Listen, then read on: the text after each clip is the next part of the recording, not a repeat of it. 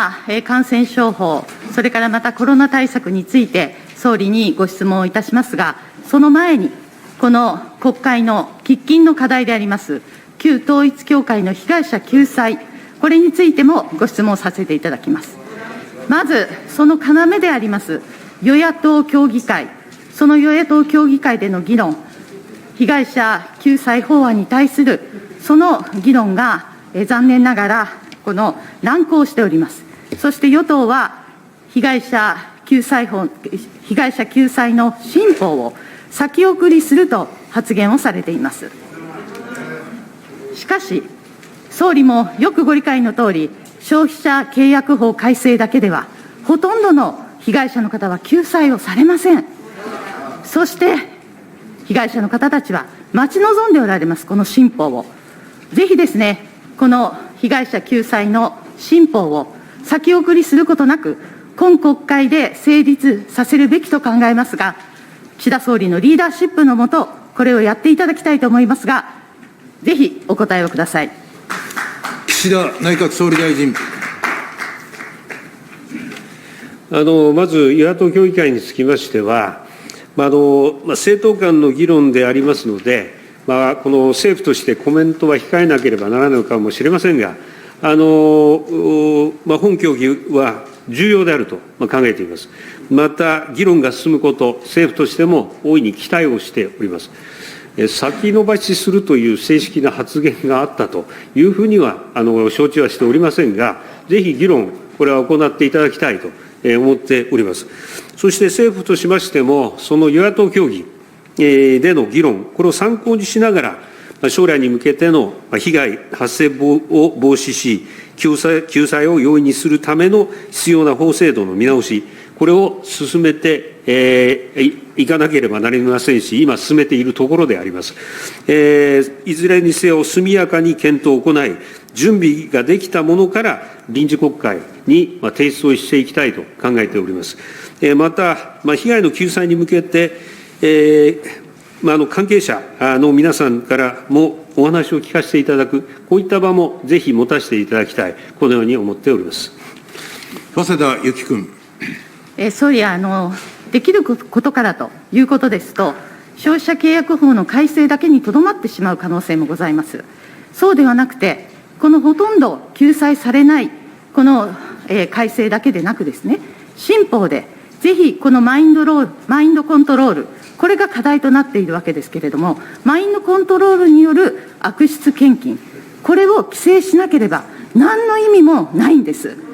お分かりの通りだと思います。だからこそ、この新法を臨時国会で成立をさせられるのは、やはり総理のご決断次第だと、私は思っております。ぜひ、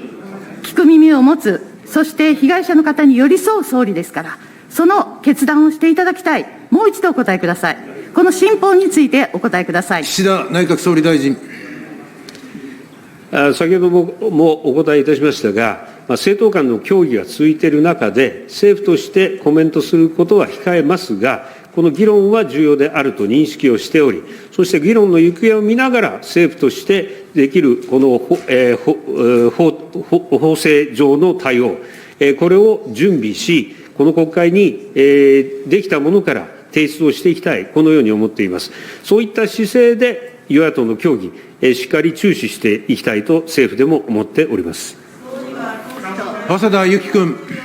いえ、それでは新法についてのお答えにはなっておりません。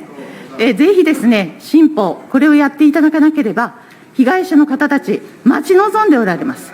総理に期待をされています。ですから、私はそれを代弁して申し上げてるんです。総理もお分かりだと思います。そして、その時、今おっしゃった通りに、被害者の方にもお会いしたいとおっしゃっておられました。そのことについてですが、いつお会いになりますか？もう2週間ぐらい待ってください。検討されています。私、実は今朝、被害者のお嬢さんという方にお会いをいたしました。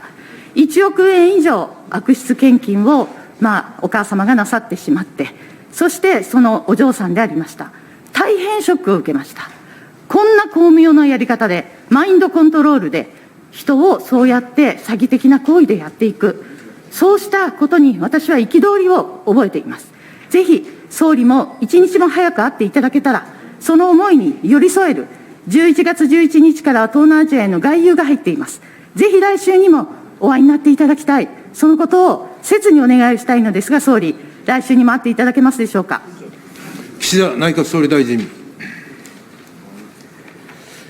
まず与野党協議の中身については、今、具体的に私の方から申し上げるのは控えると申し上げております。ぜひ、その協議に期待をしております。その中身を政府として注視をし、政府としてできることをできるだけ早く行っていきたいと思っています。そして被害者の方に会うということでありますが、もうこれは従来から申し上げているようにお会いいたします。そして具体的にどの方にどういった形でお会いするのか、これを今調整をしております。来週までにということでありますが、来週までにできるだけ早い時期にそういった場を調整したいと考えております。早稲田ゆき君。はい、今、来週までに調整をしたいとおっしゃっていただきました。ぜひ、加盟でございますが、小川さゆりさん、そして橋田達夫さんなどの被害者の方にお会いをいただきますよう、そして直にその壮絶な、この実体験を聞いていただけましたなら、きっとこの臨時国会で新法をやるべきと、そういう総理のリーダーシップをやっていただける、そして決断をしていただけると、私は信じておりますし、全被害者の方がそういうふうに期待をされていますので、ぜひよろしくお願いしたいと思います。それでは、次に、